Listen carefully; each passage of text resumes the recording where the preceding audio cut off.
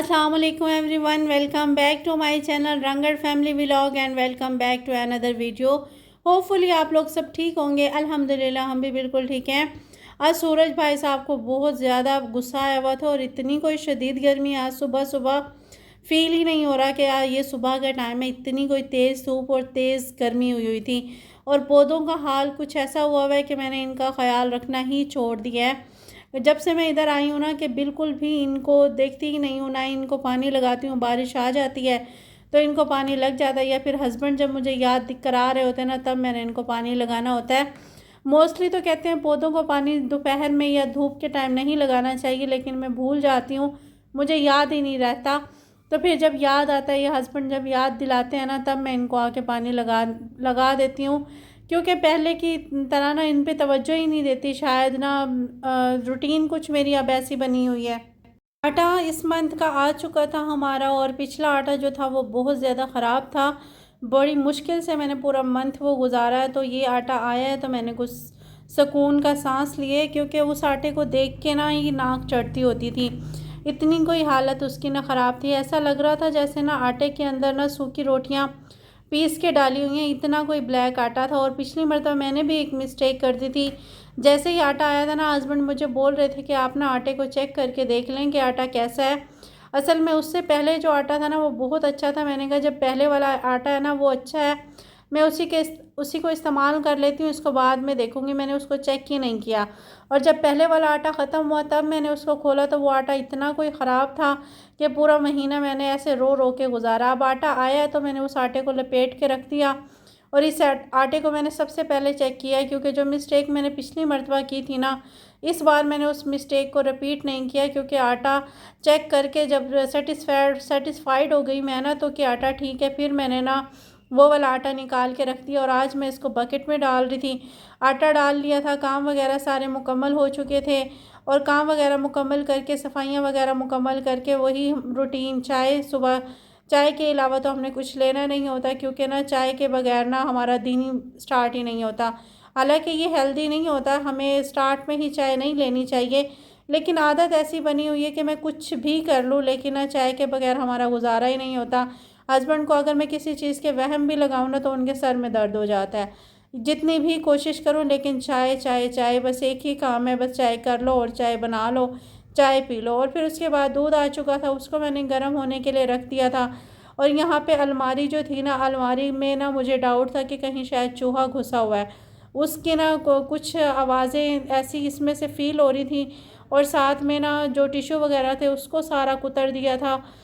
इसका दरवाज़ा कहीं खुला रह गया, मुझे पता ही नहीं चला। आज फिर सारा सामान निकाल के इसके क्लीनिंग करनी थी और ताकि वो निकल जाए, तो फिर कुछ सामान मिला, ये बच्चों ने मुझे टीचर्स डे पे दिया था। ये इतनी प्यारी प्यारी बच्चों की जो कोशिश होती है ना, मैं इनको संभाल के रख लेती हूँ। बहुत सारी चीज़ें मेरे पास ना यहाँ पे हैं जो बच्चे देते हैं, लेकिन मिली अभी मुझे ये 3 है।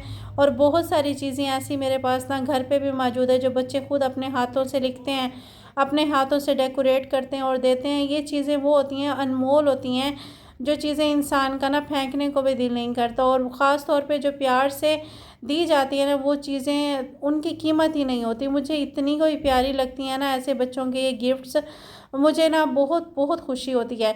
तो फिर मैं इन सब चीज़ों को संभाल के रखती हूँ, मैं फेंकती नहीं हूँ। हाँ, आँख से ओझल हो जाती हैं, बाज़ औक़ात मिलती नहीं है, लेकिन जब सफाइयाँ वगैरह करें तो बहुत सी चीज़ें ऐसे सामने आ जाती हैं। तो ये बच्चों ने मुझे दिए थे, इनको पढ़ रही थी, इनको देख रही थी, मुझे खुशी हो रही थी। साथ में मैंने कहा आप लोगों से भी शेयर करती हूँ। अपने प्यारे प्यारे वर्ड्स वो लिखते हैं ना तो बहुत ज़्यादा खुशी होती है। जैसे तोहफ़े होते भी नहीं हैं जो बच्चे देते हैं ना, ये तोहफ़े ना अनमोल होते हैं। इनको पढ़ के भी खुशी हो रही होती है, इनको देख के भी खुशी हो रही होती है, क्योंकि बच्चे अपने हाथों से सजाते हैं, अपने हाथों से ना इसको बना के देते हैं। I was lucky to have a teacher as wonderful as you are, wishing you a lot of happiness, you are an amazing teacher. ये वर्ड्स जो है ना बहुत ज़्यादा मीनिंग रखते हैं मेरे लिए, बहुत ज़्यादा प्रीशियस हैं मेरे लिए ना। ऐसे हैं ये वर्ड्स जैसे ना मुझे कोई ना अवार्ड दे दिया गया हो, क्योंकि खुशी से जो प्यार से चीज़ दी जाती है ना उसकी बात ही अलग होती है। खैर यहाँ पे मेरे जूते टूट चुके थे और जूते मैंने मंगवाए थे और जूते ना साथ वाले भाई ने मुझे ला के दिए। उनका जितना भी बंदा शुक्रिया अदा करे उतना ही कम है। मैं उनको लिस्ट बना देती हूँ और वो मुझे चीज़ें ला देते हैं। और ये शूज़ मुझे बड़े थे, लेकिन यूज़ करने के बाद ना ये ना थोड़े और खुले हो जाते, फिर मेरा पाँव इनमें भागता, क्योंकि मेरा पाँव छोटा है और शूज़ बड़े थे, अभी मुझे बड़े थे, तो मैं बाद में इनको यूज़ करके फिर और ज़्यादा बड़े हो जाते, फिर मुझसे पहने ही ना जाते। अच्छे तो बहुत लग रहे थे, तो माइंड ये हो रहा है कि ना इनको चेंज करा लूँ। अगर वो दोबारा जाएंगे तो मैं इनको चेंज करा लूँगी, अदरवाइज़ मैं यही रख लूँगी, क्योंकि हस्बैंड मुझे मना कर रहे हैं, ऐसे अच्छा नहीं लगता, वो लेके आए हैं और फिर आप इनको चेंज कराओ या फिर वापस कराओ। खैर फिर मैंने दोपहर में चावल बना लिए थे और मूड हो रहा था कोई सालन वगैरह बना खाने का या फिर रोटी वगैरह खाने का मूड ही नहीं था। फिर मैंने जस्ट चावल बनाए आलू वाले, सिंपल तरीके से। रेसिपी मैंने शेयर नहीं की क्योंकि ये इतनी इजी रेसिपी होती है, हर घर में बनती है, इवन कि अब तो बच्चे भी बना लेते हैं। फिर हम लोग इधर यहाँ पे दोपहर का लंच कर रहे थे। नाश्ता हम लोगों ने जस्ट चाय पी थी, चाय के अलावा हमने कुछ इस्तेमाल ही नहीं किया था। फिर मैंने डायरेक्ट चावल बना लिए थे और शाम के वक्त फिर मैंने सालन बना लिया था। आज मैं आपको ना गर्मियों में ना सर्दियों के मज़े देती हूँ। जो साग के बहुत बहुत ज़्यादा शौकीन है ना, आज ये उनके लिए, और मुझे भी यानी कि बहुत ज़्यादा पसंद है। अगर मेरे पास यानी कि ब्लेंडर, ये मैंने ब्लेंडर में इसको ब्लेंड किया, अगर मेरे पास हाथ वाला घमना हो ना तो फिर मैं हाथ वाला घमना मीन्स इस्तेमाल कर लेती हूँ। और शूज़ को मैंने उठा के रख दिया था क्योंकि वो बड़े लग रहे थे मुझे, और ना इस्तेमाल करने के बाद और ज़्यादा खुले हो जाते। फिर मैं हस्बैंड के ही जूते डाल के फिर रही हूँ, उनको चेंज करा दूँगी वो जाएंगे तो। अगर वो नहीं गए तो फिर मैंने ना उसको इसी तरीके से ना यूज़ कर लेना है। खैर यहाँ पे मैं ना पालक बना रही थी और पालक को मैंने पहले बॉयल किया, बॉयल करने के बाद फिर उसको ब्लेंडर में पीस लिया था। और अगर आपके पास हाथ वाला घमना वगैरह हो तो आप उससे भी कर सकते हैं। मैंने पहले मैं जब बनाती नहीं थी ना तो हाथ वाले घमने से ही इसको पीस लेती थी, लेकिन आज वो था नहीं तो फिर मैंने ना ब्लेंडर में कर लिया। जस्ट मैंने इसको पानी में बॉयल किया, बॉयल करने के बाद मैंने इसको ब्लेंडर में डाल के पीस लिया। और फिर जैसे हम लोग ना मसाला बाकी सब्जियों का, बाकी चीज़ों का बनाते हैं सेम वैसे, यानी कि स्पाइसी रख के मैंने इसको बना लिया था, क्योंकि ये थोड़ा सा स्पाइसी ही अच्छा लगता है। आप अपने टेस्ट के अकॉर्डिंग इसको कर सकते हैं, जैसे आपको मुनासिब लगे। मैं इसको ज़रा स्पाइसी ही रखूँगी क्योंकि बहुत अच्छा लगता है।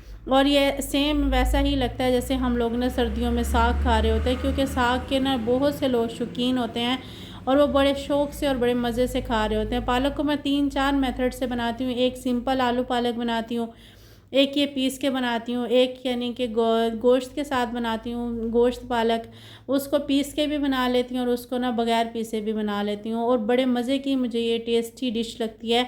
इसका टेस्ट ही बहुत बहुत ज़्यादा अच्छा और अलहदा होता है। साथ में मैं फिर ये कर रही थी, मसाले को भुनाई कर रही थी। जैसे ही हमारा मसाला अच्छे तरीके से भुनाई हो जाएगा, फिर हमने ये पिसा हुआ जो पालक है ना उसके अंदर डाल के इसको ना पका लेना है। और इसको जैसे ही हम डालेंगे तो इसको आपने ना ढक्कन बंद करके पकाना है, क्योंकि ये छींटे बहुत उड़ाता है। छींटे उड़ाते वो आपके ऊपर भी गिर सकते हैं और साथ में वॉल भी ख़राब हो सकती है। आप पीछे मेरी वॉल को देख रहे हैं, इसके ऊपर ना ये मसाले के छींटे थे, क्योंकि इसमें थोड़ा सा पानी ज़्यादा होता है जब हम मिक्सी में इसको ना ब्लेंड करते हैं। और फिर जब हम लोग पालक में इसके अंदर डालूंगी तो उसके अंदर तो ऑलरेडी ही पानी होगा, तो और ज़्यादा इसके छींटे उड़ेंगे। तो एहतियात से इसको पकाइएगा ताकि आपको भी ना लगे और आपके साथ आसपास की चीज़ें भी ख़राब ना हों।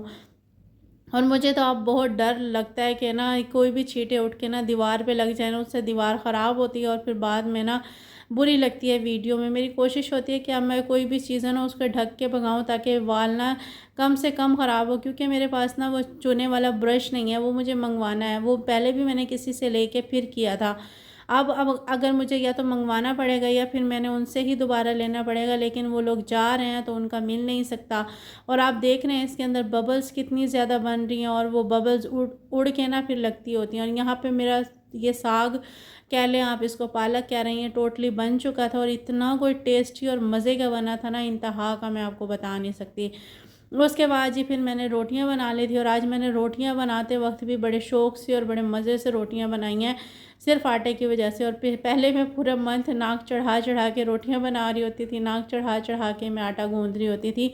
आटा भी सही तरीके से नहीं गूँधा जाता था उसमें ना, क्योंकि और रोटियां भी सही नहीं बनती थी। आज शुक्र अल्हम्दुलिल्लाह आटा चेंज हुआ ना तो रोटियां बनाने का भी दिल कर रहा है। और फिर साथ में मैंने ना वीडियो भी कैप्चर कर ली और बहुत प्यारी प्यारी वाइट वाइट रोटियां आई थी। आपकी बार आटा शुक्र अल्हम्दुलिल्लाह बहुत अच्छा था, शुक्र है कोई ईमानदार बंदा था जिसने आटा दिया, वरना पता नहीं क्या करते हैं, कुछ टाइम के लिए, कुछ पैसों के लिए मिलावट करके ना दूसरे जो इंसान जब तक ही इस्तेमाल कर रहा होता है ना तब तक ही वो उसकी बुराइयां कर रहा होता है।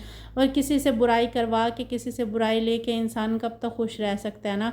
ये कोशिश करें कि अपनी ज़िंदगी को ना ज़्यादा से ज़्यादा जितना हो सके ईमानदारी और हलाल का लुक़्मा जो होता है ना उसका लज्जत अलहदा होती है, उसका ना जो चस्का होता है ना वही अलहदा होता है। आप ये आटा जो है ना, आप इसी से मिसाल लगा लें कि मैं आज खुश हो रही हूँ ना तो मुझे ना ये दिल कर रहा है कि ना मैं उस बंदे को दुआएं दूँ जिसने आटा दिया है। और पिछली मरतबा ना मेरे दिल से पता नहीं क्या कुछ निकल रहा था, मैं ज़ुबान से तो कुछ नहीं बोल रही थी, लेकिन ये था कि आटा ख़राब था। जब भी मैंने 3 टाइम रोटियाँ बनानी होती थी ना उसी टाइम मैंने आटे का रोना रोना होता था। और आपकी बात शुक्र अल्हम्दुलिल्लाह आटा ठीक है, तो बड़े शौक़ से मैं रोटियाँ बना रही हूँ। तो यही चीज़ है कि इंसान ना कुछ टाइम के लिए तो अपनी ज़िंदगी को आसान कर सकता है बेईमानियों से, लेकिन ना परमानेंटली उसको ना नहीं कर सकता। कोशिश इंसान को यही करनी चाहिए कि हलाल रिस्क और हलाल रोज़ी जो हमारे अंदर जाती है ना वो हमारी दोनों जगह ना उसकी बाइस होती है आसानी की, चाहे वो दुनिया हो चाहे वो आखिरत। और हलाल के जो रिस्क होता है ना उसकी बात जो होती है ना, उसका जो चस्का होता है, उसकी जो बरकत होती है, शायद उसका कोई नेमुल बदल नहीं है। खैर हमारी रोटियां भी बन चुकी थी और रोटियों पे मैंने ना देसी घी लगा लिया था। साग भी हमारा बन चुका था। ये देखें, मैं आपको करीब से दिखा देती हूँ। अगर आपको वीडियो पसंद आए तो लाइक शेयर और सब्सक्राइब ज़रूर कीजिएगा। दुआओं में याद रखिएगा, अपना ख्याल रखिएगा और वीडियो को प्लीज़ फुल वॉच किया करें, स्किप मत किया करें। मेरी तरफ से अल्लाह हाफिज़। अपना बहुत बहुत ख्याल रखिएगा।